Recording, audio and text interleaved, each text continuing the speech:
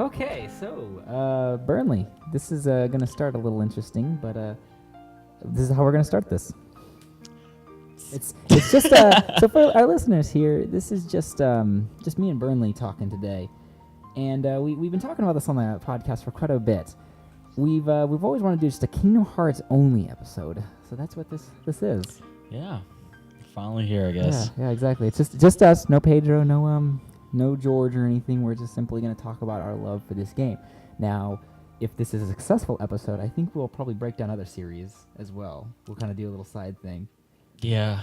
That'd be fun. Yeah. I think we'll probably do Metal Gear Solid, a Final Fantasy one, but for the sake of it, this will be simply Kingdom Hearts, and we're going to kind of go in order of the release of the game. So we're going to start with Kingdom Hearts 1. We'll go like that. That way our listeners understand what's going on. So, ready? Let's get going with this. So, the first one came out in 2002, I think, right? Just Kingdom Hearts. I believe so.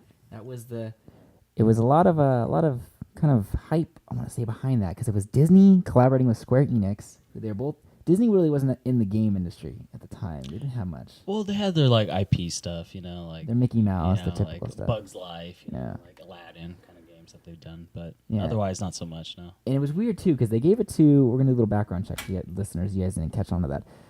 So they gave it to. Oh God, who's the guy who directed it? What's his name again? It's What for Kingdom Hearts. Who directed Kingdom Hearts again? Oh, Tetsuya Nomura. Tetsuya Nomura.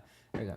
Okay, so the guy who created it was Tetsuya Nomura, who started at Square Enix simply as a character artist way back on the original Final Fantasies, and he worked his way to director.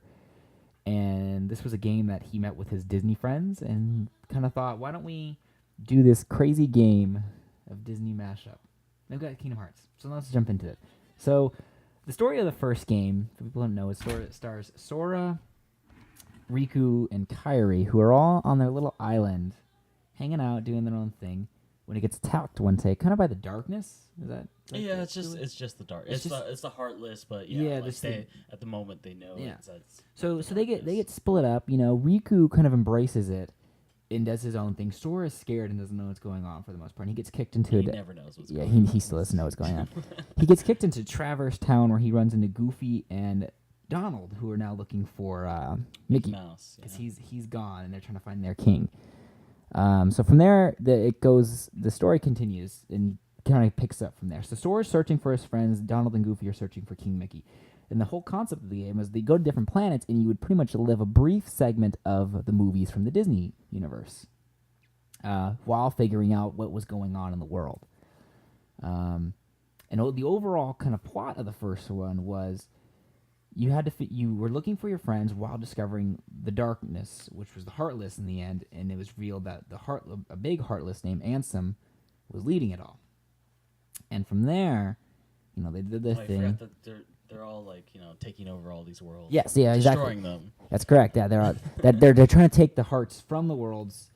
That's the idea. They're feeding the hearts into Kingdom Hearts, which is the ultimate power, right? That if I'm right, and I'm not mistaken, and they're feeding it into that, and from there, Sora, Donald, and Goofy are going to stop it. That's pretty much the plot of that. So we're gonna, of course, if you guys didn't realize, we're gonna spoil this entire series here. Spoilers. Be warned if you don't want to listen. But then again, this game is 10 years old. So it ends with pretty much Mickey, you going to the kind of dark world. Was anything really interesting happen within that game? Because it was mainly just you searching for your friends. Like, they didn't really reveal anything. Yeah, that's the whole idea, is that you're just kind of like finding your friends and like what's happening to them and just getting back to them. So lore-wise, there wasn't so much happening like in the second game compared to the second game and all that. Yeah, the first one's kind of shallow for the most part, but the kind of big thing was when Sora, which comes up later in the games, is when Sora sacrificed his life, gave his heart to save Kairi, right? Because was her heart taken at that point? Yeah. Okay, yeah, her heart was missing. So her heart had been missing because it was inside of Sora. That was the whole idea. Oh, okay. So he took his key, he released his heart, he became Heartless himself, but in turn, was it like kind of their love for each other is what brought him back? Yeah, I guess technically like Sora is a Heartless throughout like the later part of the first game, the second game, third game. It's like he never really gets his heart back. Yeah. So So then from there we go to the end of the game where you fight Ansem, you just defeat him, and then you go to like kind of the world of darkness where Mickey and Riku are down there because we forgot that key part. Ansem takes control of Riku the whole time, so he becomes kind of a bad guy. But in the end, when you defeat Ansem, you free Riku's heart in a way. So Riku and Mickey are now trapped in the dark world, in the Heartless world, where they're going to stay there and kind of fight it off so Sora, Mickey, and Donald can get out of there. At which point, Sora reunites with Kairi, and then he tells her he can't come home yet because he has to go figure everything out and fix it all. And that's kind of where the game ends. And then from there, you got the teaser of him arriving at a dark castle. But we'll talk about that. That's the card game that they came out with. So, what did you think of the first one in the end? The first one is by far my favorite game. Okay. Mm-hmm. And it's like, though it's like you said, very shallow story wise or whatever, that it's like it was the most fun. It was the most like it was about exploration. It was about their whole tagline was like who will you run into next? I love that one. Yeah, right. It was on the box art and the commercials, everything. Yeah, exactly. And that's what made that game fun. It's like the little tidbits of like story that they were trying to get into was great, right? Like you just had these little things going on, like these Heartless, and there's some overall war encompassing all these like Disney characters, which makes absolutely no sense. Oh yeah, it's kind of weird like how convoluted the series has become over time. Like, I mean, if you I don't even think we really fully understand it, but we understand the general concept of what it's going for. But yeah, so I'm kind of with you. I thought it was a great game. It was fun. What I wanted from it was when I beat that game. That was one of the games I wanted more. Exactly. I want to keep going. I mean, not only that, but then you look back, even like the voice actors. Like they had so many good voice actors in that game. They had it's ridiculous the amount of like production value they put into, because like one of the special things I find about Kingdom Hearts is that they have like custom movements that you don't that will have one use within a cutscene, and that's it. Yep. Like, have you ever played like Star Ocean or anything? Oh yeah, but yeah, the Star Ocean's like, a great series. How about like Till the End of Time? Was that the 360 one or was it the PS2 one? PS2. Yes, that was the one with Fate. Fate Yeah, Lionheart. exactly. Yes, I did play that one. Him, like wanting to bone his cousin. Oh God, yeah. Yeah. No idea what was going on there. Like if you keep playing, as you play that game or whatever, you notice like they have set animations or whatever where they're like, oh, they're shrugging or they're smiling or something like that, and like you'll see that same animation 20, 30 times throughout the game, during different like interactions. But with Kingdom Hearts, you have these little dumb things where he's like his big smile, in the beginning, or like some like kind of pushing back, or like grabbing the keyblade real quick or something like that. There's a little quirkiness to it. Yeah, and it really brought some like heart to what you're. And I want to say that's Disney's touch, if you will. I mean, I know Tetsuya Nomura like directed it, and this is like his love child, so he did everything. But you can tell they kind of kept the tone of Disney in it. Like it was still very kid friendly in the end. It wasn't too dark. It was very, everyone kind of knew what was going on. Listen, we're gonna kind of keep this going fast because we're gonna try. We don't want you guys hanging out too long with us. We could talk all night about this. So then from there, they did Kingdom Hearts Chain of Memories, which was on the GBA, and which is really weird turn of events that they made that deal with Nintendo to get that, because it was on PlayStation 2 first, and they brought up the Game Boy. I don't know if do you know of any like contract negotiations or anything like that? I don't know the background for that game, really.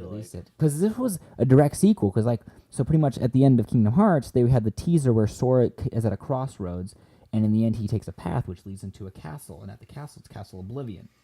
And there he meets the organization now, which are the mysterious people who've been following around in the first one. And he's trying to get back his memories because they're trying to take his memories. Right, that's the for whatever reason. Exactly, that's another thing they don't really explain to you, but that's why you get it. That one actually I did not like. I bought it because I love the series Kingdom Hearts, and I beat it. Yeah. But it was maybe I'm just not a big card battle fan. Really? No, I had a great time with that game. See, I kept blowing my deck. Like so, I'd load up the deck. That sounded really bad. I would load up the deck with really good cards, but you needed, I think, a certain amount of points to use those cards. That if you mashed too quickly, your deck would be nothing. Yeah, so you'd have to like reload, but every time you lose some cards, every reload, because you have to strategically play it. So you could like go only halfway through a battle, and your deck would be gone, and you just would have a basic attack, and you did nothing. You just would be done. And And I guess at the time I was too young, so I didn't really understand the concept, and I just wanted to play. And then that was why I didn't like it. But No, I really love Chain of Memories, and it was the perfect thing to tide me over until Kingdom Hearts 2, because I was like, I was on YouTube watching like the secret video like over and over and over again. Yeah, that was the other thing during the secret video. What was the name of that? Because they all have little secret names. I don't think it was called Dream Drop, was it? It was no, it was Another World. Another World. That's where they showed. That was the sweet one because they had like. One guy had the hood over, and he had the dual wielding keyblades, murdering these heartless and running up buildings and crap. Oh man! Yeah. So that was Chain of Memories. They kind of introduced that whole thing where Sora's trying to get it out, trying to get through that. But at the same time, if you beat the game, you unlocked Riku's story, which is he's now battling with the darkness to get rid of it. Yeah, exactly. Because there's still darkness from when Ansem controlled him in his heart, and he's going through that castle to rid himself, and also trying to figure out kind of who he was and what he was meant to do. Because this whole time he was the bad guy sort of in the first one, but then at the end it's revealed he's like he doesn't want that. So the story in Kingdom Hearts Chain of Memories was really kind of light. They kind of kept it light, if you will. They kind of wanted to prep you for Kingdom Hearts 2, where they just like unloaded all of it in that game. Yeah, well, I wouldn't say that it's light. I think that it's just like they really do prep you for Kingdom Hearts 2, which I feel like is a terrible thing. Because Chain of Memories is where like everything starts to go to crap in my eyes. Even though it's a good game, like my overall feelings with Kingdom Hearts is that every game is a better game than the last one was. Like it plays better, Definitely. It's more fun, it's cooler. There's more to do. Yeah, exactly. But like it loses that magic that you feel of just exploring, of just hanging out, of just like, oh, you see like, oh man, there's Tarzan over there. Oh, there's Jack Skellington. Oh man, there's Oogie Boogie. You know, like something like that, where you just kind of have fun with it all. And I feel like these later games they lose it. Well, that was my. That's what the start of this, and I feel like it starts at Chain of Memories. I agree with that because at that point they started rehashing levels. Like they tried to bring it. They brought pirates. They brought Tron in 2. They really tried to bring it back, but in the end, they kept rehashing so many levels. That's why when Dream Drop came out, which was the most recent one, from which we'll get to, they had all fresh levels. Which we'll get to that when we get to Dream Drop. So pretty much with Chain of Memories, that's really it. It was really just Sora understanding what was going on. He discovers a mysterious girl called Naminé, who plays a big role in 2, and she's rewriting his memories while at the same time changing them, so he doesn't know what's going on. And as you work your way through, you battle the organization, which you figure out the organization is kind of behind a lot of stuff.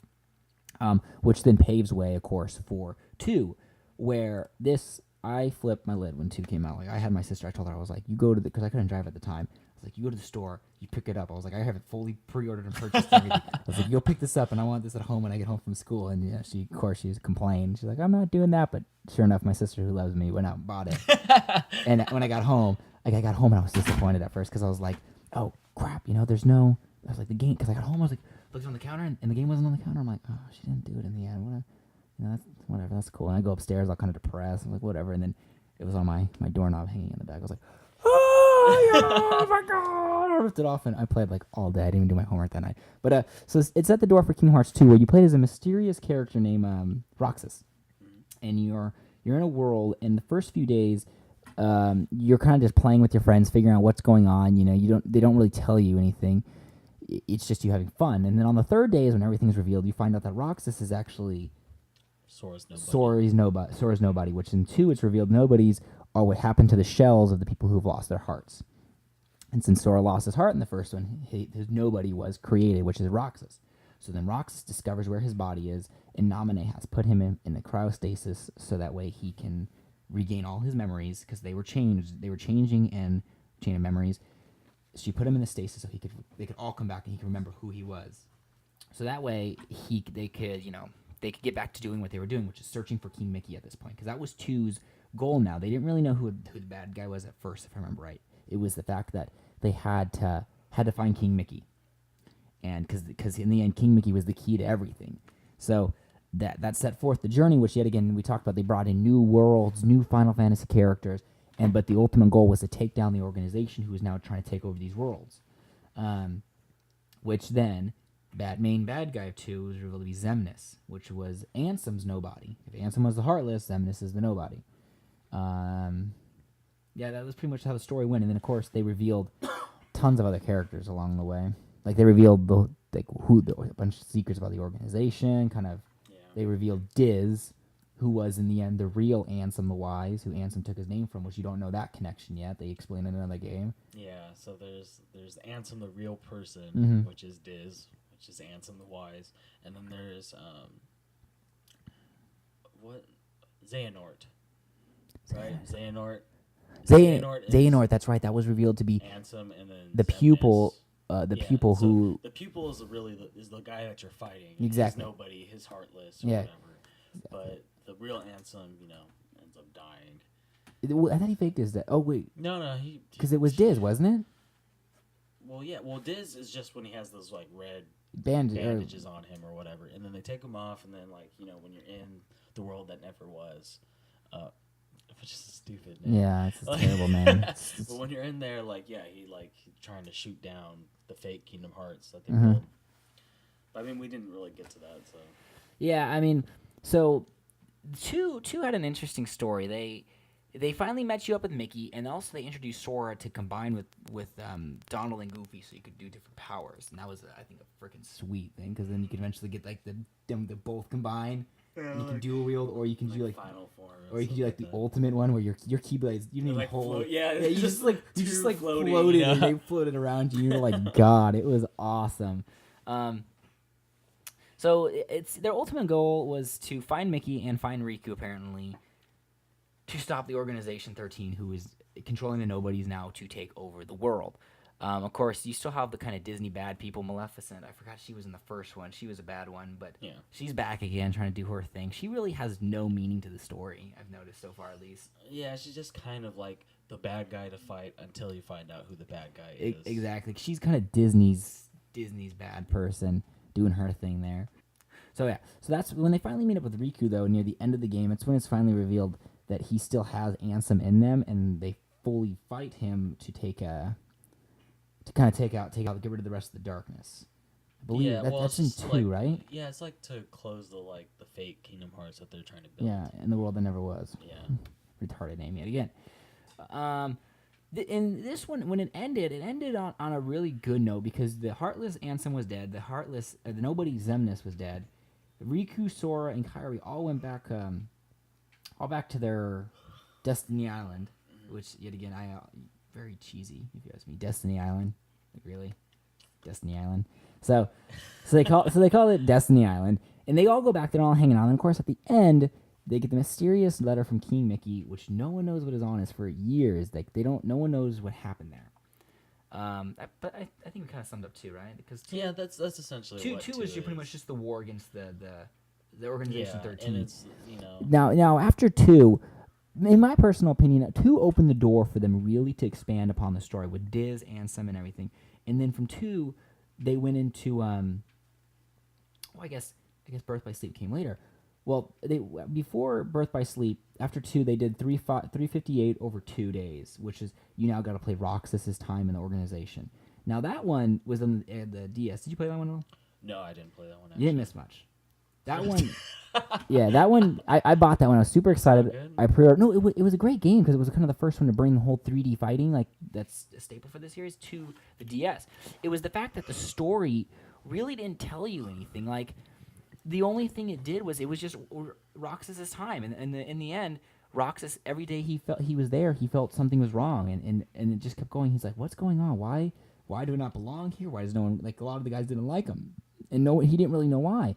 And then, of course, it revolves around the mysterious, I believe, 14th member. Like Zion. Xion was in it. Yeah. And she was created to help Roxas kind of trick him into doing his thing.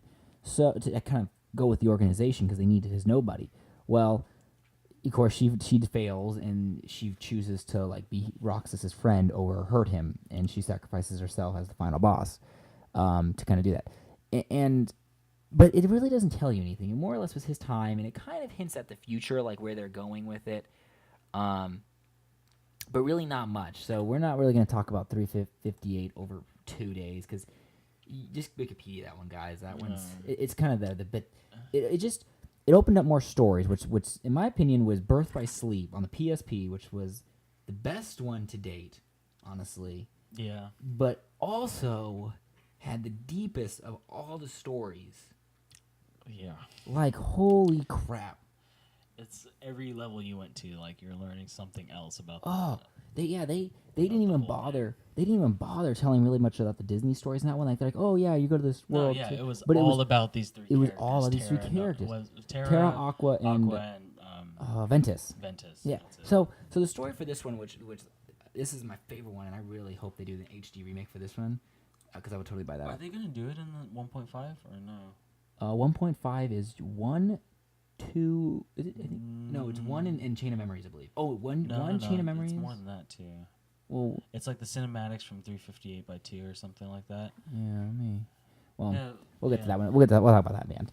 So Birth by Sleep, that was the big one, because this one actually now is a prequel to all of it, where it talks about the kind of Keyblade Wars, which a lot of people were kind of talking about in the games, and they said there was a Keyblade Wars back in the day. No one knew really what it was.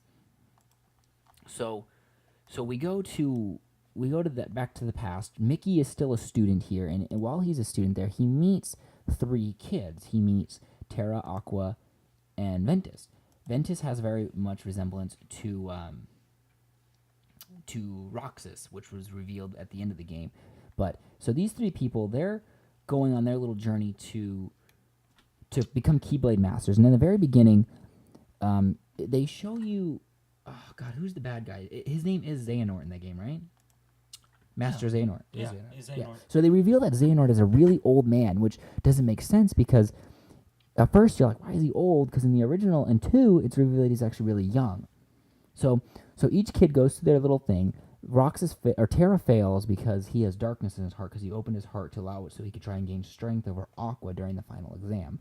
Aqua resists, and she wins, and she becomes a Keyblade Master. Terra, in rage, goes off again into the galaxy kind of thing to just explore and clear his mind. Ventus, his little buddy, follows him because he was like, where are you going? Tell me, kind of being a little baby. And then you got Aqua, who, as the master, she has to go find them now because she's the leader of them. So they all do their thing. So we'll kind of, since it's broken into 3 stories, we'll kind of start with Terra's. Terra goes across the galaxy, figuring out who he is, but at the same time, Xehanort's tricking him to do stuff to twist his mind so he becomes darker. And in the end, you get to the end where it's the reveal that they all meet up in the final Keyblade. But Terra is not really the major character, as I think Aqua more or less is the big player for this one. And we'll kind of get to her last. But then, so Ventus is following him, and the whole time Ventus is being stalked by this kind of mysterious character, who keeps tricking him, really, to do stuff that's bad, but he doesn't realize it's bad, if I'm not right. You played Birth by Sleep, right? Yeah. So that's that. And they're going along the whole time, trying to figure out, who are the bad guys in it? It was Well, it's Master Xehanort. No, the Unversed. Yeah. You mean the general? Yeah, enemies? the general enemies. Like which is like, where did the Unversed come from? Because like in the second game, they do show a small, like, that's the thing I was confused about, was that they show a small symbol where you see the Heartless symbol, you see the the Nobody symbol, and then the last one, which you see for a second, but then like Roxas like puts his hand over it or something like that, which is supposed to be something else. I guess it's the Unversed. But the Unversed, they have absolutely no play in Birth by Sleep. That's the problem. They make no sense. I absolutely agree with that. They just needed an enemy, I think, honestly. Yeah. Like, because it's the monsters before the Heartless, because the Heartless really aren't created yet, and of course the Nobodies aren't created, because if there's no Heartless yet, there's no Nobodies. So they're really just kind of the bad things floating around. So the overall story is they're going to the Disney worlds to figure out why these things are here, and of course while being twisted to the darkness. And then Aqua, being the leader she is, has to go out and find him, and of course she kind of cleans up their mess. She's considered the final story to them all, as she cleans it up. His whole idea is just to go after Terra. Yeah, because he just wants to find his best friend. So that they kind of do that, and then in the end, the big climactic finale is what they revealed at the end of 2, which was the sweetest freaking trailer ever. was the Keyblade Wars, which shows the 3 heroes in the field of destroyed Keyblades, where the Keyblade Wars were fought at one point, which opens up more questions. We're not even gonna probably. I mean, if we talk about it, but so they go there, and Xehanort's like planning his huge attack now. So they all go after him, and so Terra, trying to be the leader, goes after the main dude, Xehanort. They have a big old battle. Their battle results in Xehanort tricking him and taking over his body. Like pretty much locking Terra inside himself, but Xehanort now controlling it, which at that point he gets lunged into another world where he gets thrown into Hollow Bastion's world, where he's found, and he what does he call himself? Because he forgets his name too, doesn't he? Well, are you talking about the whole like Final Mix plus villain, or No. I'm just talking about Terra's story. Like once Xehanort takes control of him, and he gets kind of lunged into another world because he forgets his memories, and he doesn't know who he is at first. But at that time, that's also the creation of his Heartless and his Nobody. I don't remember. Well, so he gets lunged over there, and he takes on the role, which is how he gets hooked up with Ansem the Wise and all them, and that's where then it's revealed. It shows you even who the Organization 13 members are, because they all worked at the same facility, which were at the time the Heartless were just breaking out, so they were experimenting on trying to figure out what they were. So that's where he picks a job, or well, kind of gets landed, and of course it shows all like the bodyguards and some of the other scientists are part of Organization 13. And then Ventus' story ends on the note of he gets put asleep, at which point he gets locked into someone's heart, and it's revealed to be Sora's heart. And that's why Roxas resembles Ventus, is because it's taking on the shape of someone else that's in his heart that was, kind of freed. When back in the first game, Sora stuck the Keyblade in his heart to release himself to save Kairi. From there, then you have Aqua, who sacrifices the biggest sacrifice. She saves Ventus by throwing herself into kind of the darkness, the dark world, which is the dark beach, where a lot of people are like, whenever you go to the darkness, you kind of gather on this beach. You see it at the end of the second game. It's the beach where when you first go to that world, you kind of meet everyone who's kind of there. So she goes there, and she gets trapped there, where she meets Diz. Because it's revealed that she's Ansem the Wise. She's revealed she's walking there for years, and the guy who talks to her, you don't know it, but he tells him, he's like, in time you will be freed. And she's like, what do you mean? She's like, Riku and Sora will find you, and that's when she kind of sheds a tear, and it's really sad in my opinion. I got touched. I got touched at that point. I was touched, not sexually either. I was just touched. Oh, okay. So that was that thing, and like I said, I think Birth by Sleep probably was my favorite game, because I got all my characters to 99. I got all their ultimate weapons. I got the secret, and like that game, the combat was fun. It was fluid. It was like you said, every game they got better and better and better. And one thing I was so disappointed was that it was on the PSP. Exactly. I needed that game on the PS3. It was phenomenal. It was such a good game, and they put it on the PSP, and I was like, why would they do this? It just blew my mind. And they've openly stated like this is a huge story game too. Like if you're a fan of it, and I couldn't believe they did that. I don't know. Well, all the games prior, like they've been doing mobile, not mobile. Head's in a different place. Handheld games for ever since 2. I guess Chain of Memories or whatever. But I mean, it's it's been handheld game after handheld game, especially like even Coded. It was a real surprise that they would put like Coded, which is like a mobile phone only game, like on the DS. No.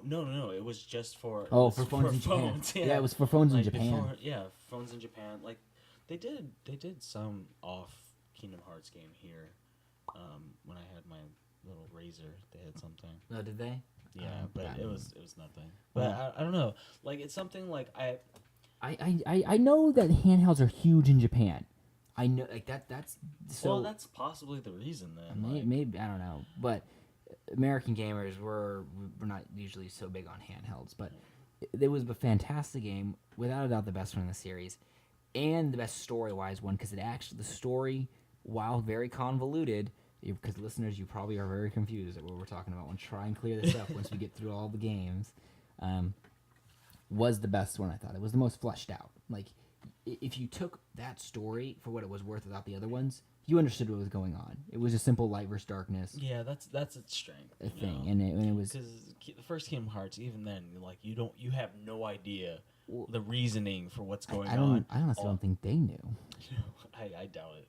I'm sure there's more stuff. Like, granted, I haven't played Final Mix or Final Mix Plus, which are the Japanese only releases, which are the ones with the extended stories, where they put more content into the new bosses, new areas, new stories, like new story bits. Yeah. So maybe something is like fleshed out in there, but otherwise, yeah, like you have really no clue what's going on in the first game because it's so nonsensical. Yeah. Well, so that's that, and then moving on to kind of the big final one that just came out, the big one on 3DS, was Dream Drop Distance. Now this one picks up after 2. This was a big one because this was also another large storyline.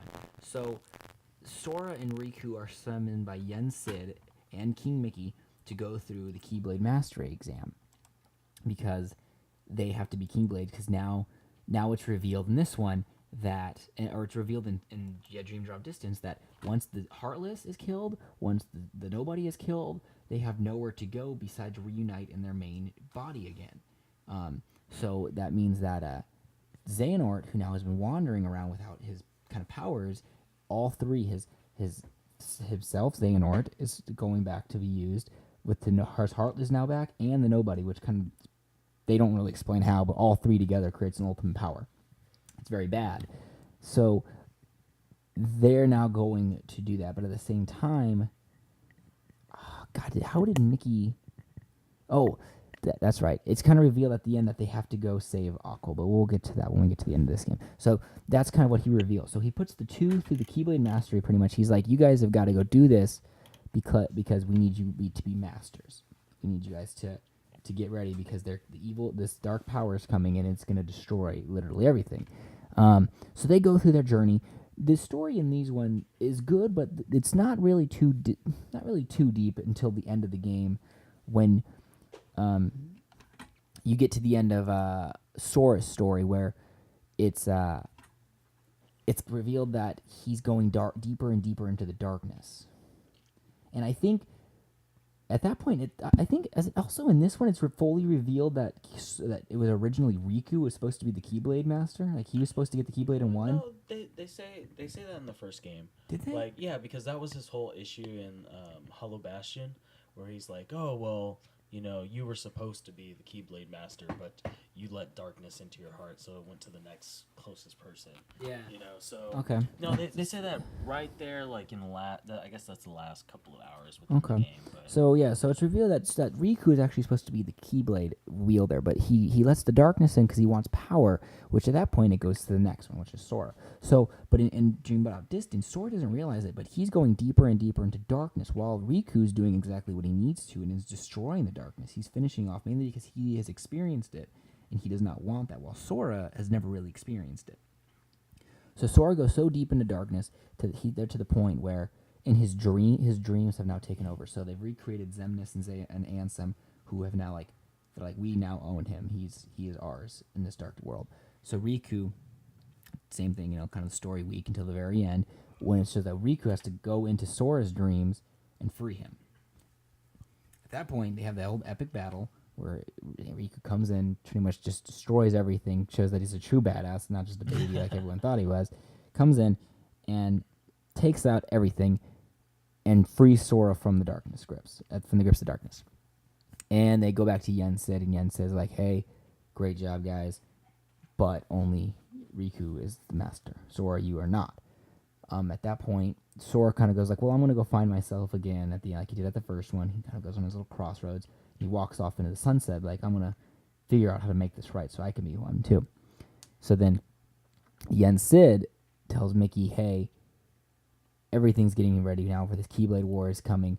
We need another Keyblade Master, which at that point it's said that they need to get Kairi. So they're bringing in Kairi now to become a Keyblade Master too, which at that point I kind of felt was a little weak. I was like, No, well, it all got strange when, Kairi pulled the Keyblade out of nowhere in 2. Yeah. Oh, that's right. That's right. Yeah, I mean, it opened up possibilities because it's like, oh well, anybody can use Keyblade, right? Like, Yeah, that's because true. like, you know, Kyrie within one, you know, reach, like chain the memories and things like that. You don't see her have anything to do with Keyblades, but she has it. Granted, her Keyblade's pretty cool. I don't mind. I hoping I can use her because I like lady characters. Okay. But Well, that's what it's revealed at the end. Apparently, it's Yen Sid says they need her because they need 7 Keyblade wielders. So that, 7. because I don't really know. It's just a lucky number. So, well, which means that they needed Sora. It's Sora, Riku, Mickey, Kairi, Ventus, Aqua, and Terra. Is that who the 7th one is? It's got to be who the 7th one is. So, well, no, I guess we're kind of reading off the internet for some of these because we forgot a little bit, listeners. But it says that Yen Sid needs 7 to combat the new Organization 13 because it looks like the Organization 13 is going to make a comeback and take on the Princess of Heart, and it's being led by Xehanort. And he's going to try to bring him out on the Keyblade Wars, setting the stage for 3. So that's pretty much that. That's kind of an end. So Sora goes off on his own. Yen Sid tells Riku and Mickey. Yen Sid tells Riku and Mickey, we need to get Kairi because now she needs to become a Keyblade. But we also need to go into the world of darkness and we need to get Aqua out. But then we also have to free Ventus from Sora's heart to get him out. Man, it's this listeners. This is what we're saying. See, like this is the problem. This is the problem. When did you can just see the progression of like crap exactly that Kingdom Hearts becomes. Exactly, like it doesn't make any sense, and it's like, oh, now we're trying to reason with everything. We're trying to make. They're trying to bring it full circle is what they're trying to do. And the problem is like you. Where's Disney? Yeah. Where's Disney in all of this? They don't matter. Mm-hmm. No, it has become very much a Square Enix game. Yeah, but I want those Disney characters. You know, I want to be able to go to these different places and, just kind of like, oh, I remember this, or the music's vaguely similar because it's like... some of it's knockoff. Yeah, because it's like Shimamura is like, just kind of like, oh, it sounds like it. Yeah, well, they couldn't get Phil Collins, the licensed songs from Phil Collins for Tarzan. Sorry. What has a song go? I don't remember, but there he goes. It'll be alright. Jeez. Oh, is it just? Yeah. Hold it tight. Oh shit, that's too funny. So, but no, I agree with you. That's where the story falls right. Listeners, you guys are probably very confused on what's going on, is because we are too. This is what we did this episode is so we can talk about it, throw it all on the table, and we can try and make sense of it all. And because we love this game, we love this series, and we want to make sense of it. And by the time we get to Dream Drop Distance, it's like Burnley said, it's very convoluted, and even like us, we still don't fully understand the story outside of the general light versus darkness. Keyblade War is about to start. We need Keyblade wielders to stop the darkness. That's pretty much all we got. Like that's the bottom line. And man, I really hope they do it for a third one. So, but kind of to sum up now, all the games in one. It starts off. We're going to just kind of sum this up quickly for you guys, since we kind of discussed each one slowly. So in the end, it pretty much starts with Sora, who becomes a Keyblade wielder, goes on a journey to find his friends, who ends up getting drawn into something deeper and darker than he originally thought.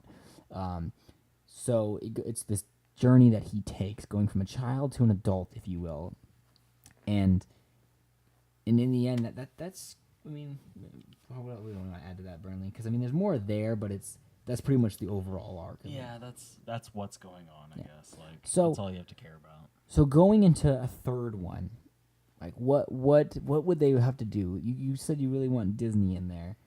Like what would you want? Would you want them to do that at Disney, more Disney, or do you want them to kind of keep going towards this Keyblade War? By the way, since you don't. I really don't. I really don't want this. It's one of the things that made Kingdom Hearts great was that you had these like different characters. You had Sephiroth in the first game. Yeah, that was you had Angel, man. Yeah, you had all these like weird kind of enemies and things like that. And like I feel like especially like enemy design is like it's getting weak in Kingdom Hearts because you don't really like. That's not the thing you're focusing on. It's not these like weird strange battles with like this like teapot looking dude. You're fighting this person with a guitar. that shoots bubbles at you. Oh, that's right. That was one of the organization members. Yeah. That's right. That's right. The sitar. Yeah. Oh god, Sitar, that guy was. Or the terrible. sniper guy. Why was there a sniper guy? Oh yeah, he had the wannabe guns. You know, whatever. Mm-hmm. Right. I just like. I want to see more of that, and I understand that with the new Final Fantasies or whatever and things like that, we're not having these like huge followings like we had for Final Fantasy 7 or 9 or 8. Mm-hmm. Where you had like Aerith, Cloud, the VV characters like that. I'm not expecting to see Balthier. Yeah.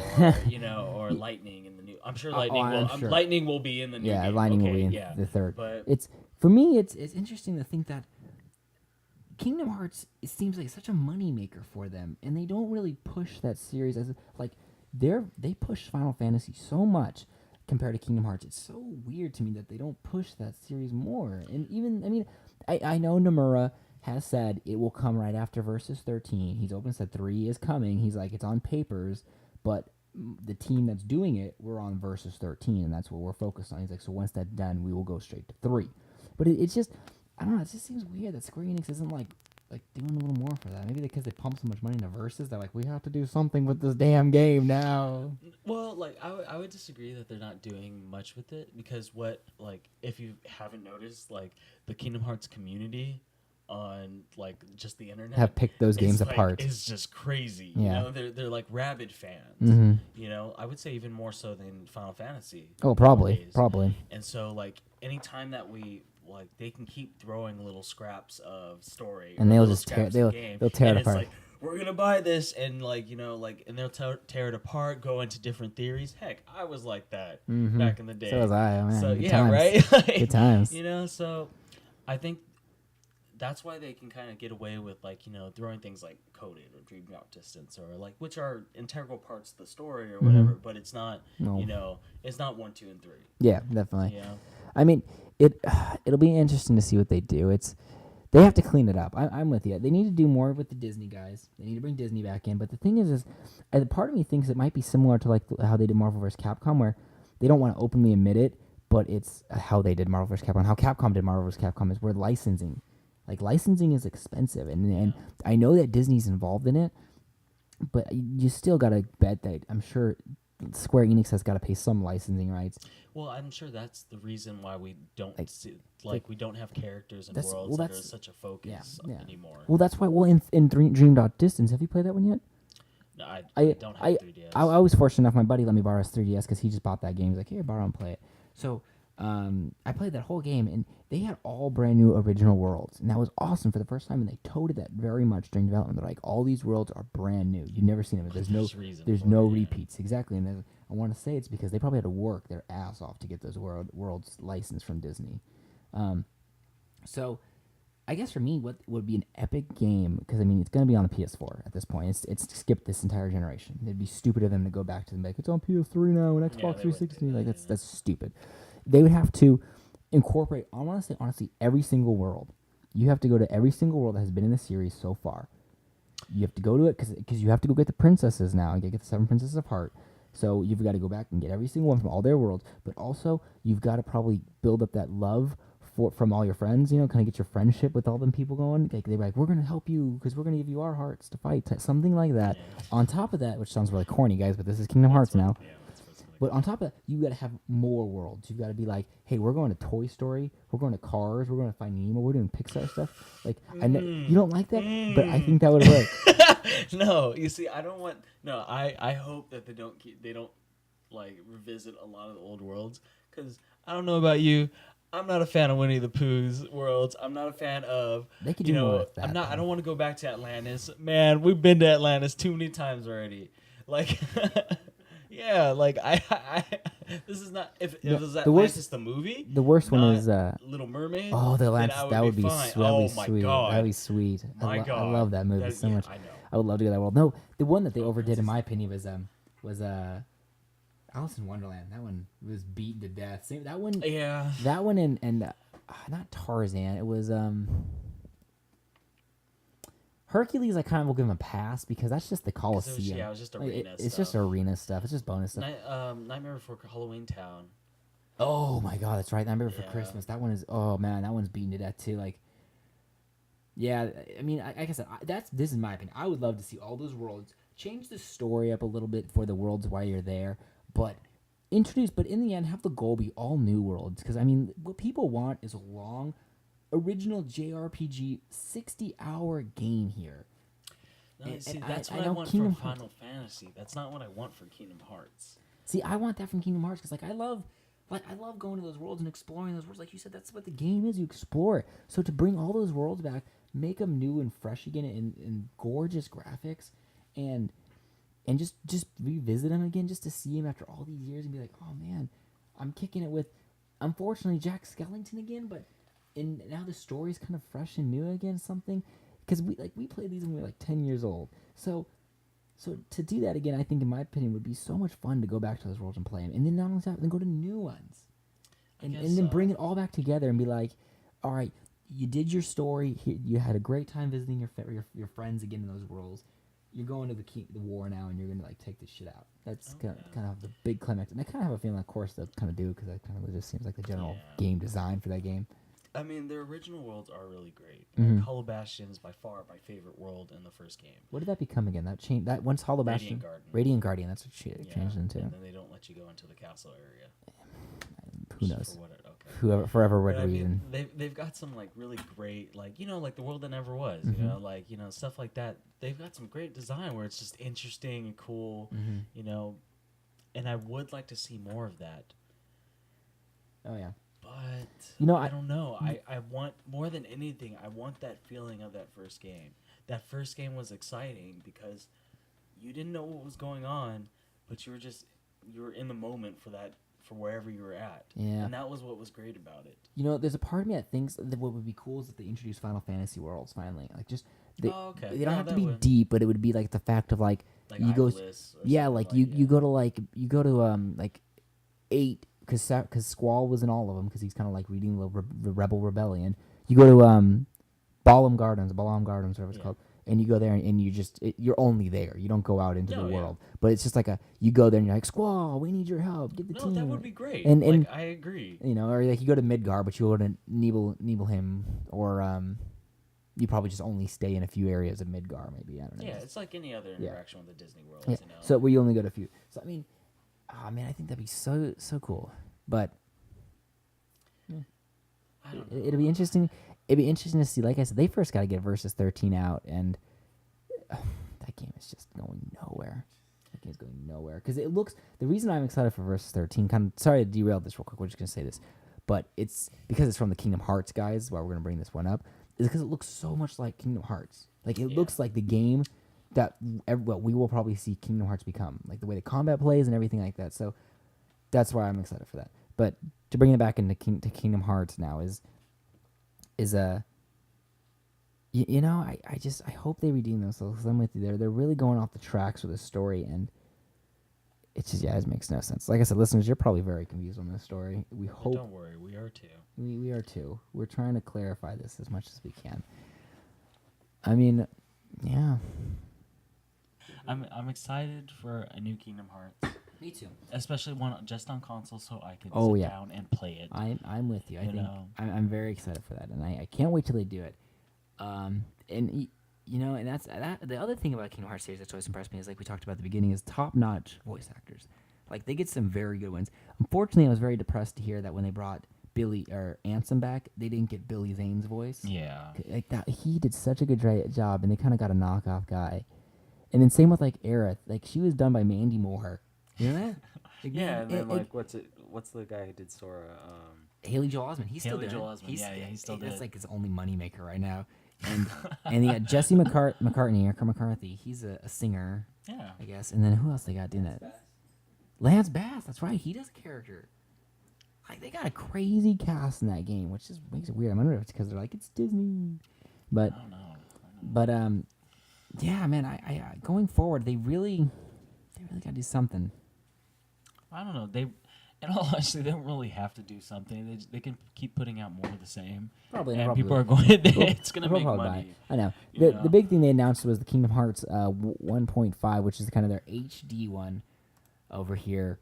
Kingdom Hearts HD 1.5 remix, which is coming to the PlayStation 3. They revealed, which is Kingdom Hearts 1, which is Kingdom Hearts Final Mix, which is only released in Japan, which is like we said earlier. It includes all the bonus bosses, all the secret and extended endings, extended scenes, as well as Kingdom Hearts Chain of Memories, which is the one that was released on PlayStation 2 with high definition graphics or updated graphics. With the original Final Mix. Exactly, and but that is now being updated to HD, and they're all going to have the trophy support be full 1080p HD.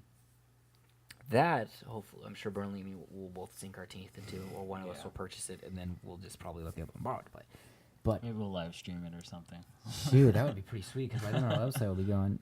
But man, Kingdom Hearts is a phenomenal series, mainly because I enjoy it so much because of just, it was a game that I picked up when I was a child, and when I was like 12 years old, and I was very hardcore into JRPGs, and it wasn't hard like the other ones, like Final Fantasy and all those. You needed to kind of think, like going to battles, and you have your step and grind, and then grind, and I always hated the whole thought of like. Of choosing the wrong powers, and I hated going online or reading Game Informers or magazines, and they'd be like, "Oh, make sure you stop over here to pick this up because it'll really help." And I'm like, I'm past that area. I'm past that. Like crap, and you would have to go back, and it'd be done, and the guy would be gone. And you're like, fuck, you screwed that little event up, and you'd be stuck. And so Kingdom Hearts didn't do that. Kingdom Hearts was just, it was easy for you, and I always played them on normal mode, and then I'd go back and play them on proud mode. Yeah. What else? Coming to the end of this, seems like we're running for about a little 52 minutes there, listeners. So we're going to kind of try and wrap it up.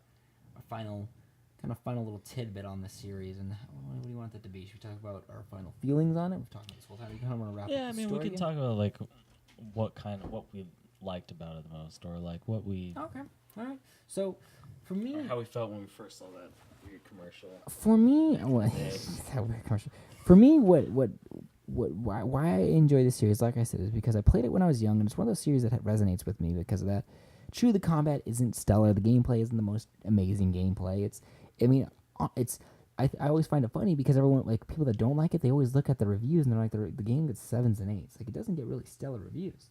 It gets good reviews, it gets good scores, but it's nothing crazy. But what resonates for me is I am a sucker, in the end, for Japanese anime melodrama. Okay, and.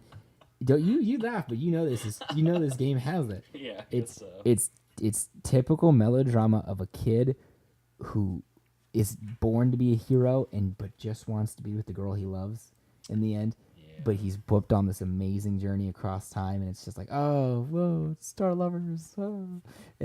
and I love that kind of crap, you know. And in the end, it's at least you recognize it as crap. Okay. You know, no, I do. It's awful. It's awful. And like whenever I sitting here talking about this, like I'm realizing this like even more how convoluted this story is, and it's just like my God. But in the end, damn, I love it. It's just fun stuff. I mean, it's probably the same reason why the Metal Gear Solid fans love Metal Gear Solid. Yeah. Like, that story makes no damn sense either. Like, what the hell is going on? Solid Snake, Liquid Snake, Naked Snake. Like, what the hell is going on in that series? But so, I mean, there's that. That's probably why I enjoy it the most. Yeah, I mean, I like zippers. Oh, it's zippers. There's a lot of zippers. Zippers. Tetsuya Nomura loves his zippers yes, on characters. No, storing a lot of weed in those pockets. Wow. Overall, it's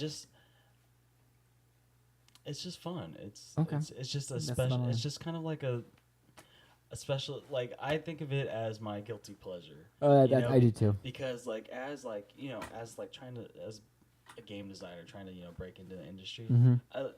I can see. I look at it, all these terrible things, stuff I should hate about this game, but then I sit down and even hear the word Kingdom Hearts. Yep, and I'm already creaming. Yeah, I'm already playing it. I'm already want to play. Yeah, And it's there's just something about there's a magic with Kingdom Hearts that mm-hmm.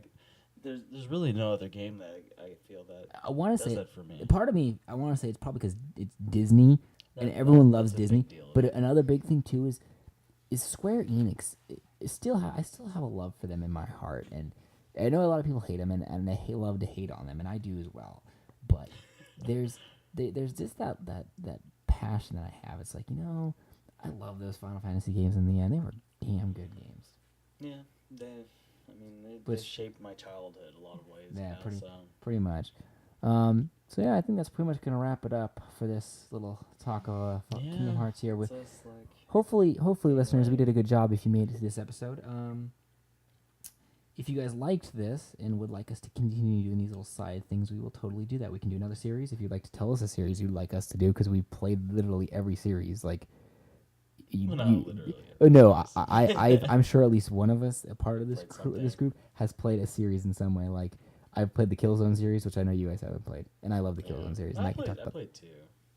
I played them all. I love them all. I think it's a fantastic series. I think it's way better than Halo in my opinion, but I'm sure the world would probably bring pitchforks and burn me right now.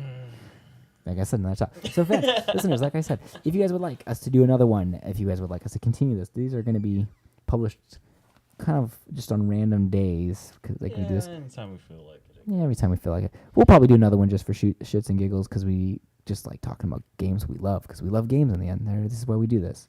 So, yeah. Do our typical little spiel here, which is follow us on Twitter at deadformatr. It's deadformat, the letter R at the end. Follow us, tweet us, like us on all that, and follow us on Facebook as well. Like us there. That's at deadformatreviews, all one word. And then send us emails, like I say on our regular episodes, questions, comments, concerns, what you want us to do, what you want us to change, what you want us to maybe just say online. We can give shout-outs. We really don't care. That email is at deadformatreviews@gmail.com. Desperate at all. I don't sound desperate at all. Okay. I like our 3 listeners. please, people, I'm desperate. So that's gonna do it for me. I mean, Yeah, no. Thanks a lot, you guys. we hope you like this. Like I said, if you guys like this, let us know, and we will definitely do more of these, or tell us series you would love to tell us to break down. Yeah, or even if you want us to go deeper into Kingdom Hearts. Yeah, we can do it part 2. We skipped over. This was a test. we just quickly did something to cuss. Like Burnley said, we glossed over a lot just to kind of get it going, to keep it condensed to an hour. But yeah, we can do a part 2 of Kingdom Hearts and go even deeper into these stories. And we can fully break down every game. Like, yeah, exactly. That'd be that. We sound like we hate that, but I think in the end we'd probably really love that. But yeah, so that's it. Right, thanks Travis. a lot. I'm Travis, guys. I'm Burnley. That's it. No, you're not gonna have a signing off. Like, keep the Keyblade in your heart. Oh, God.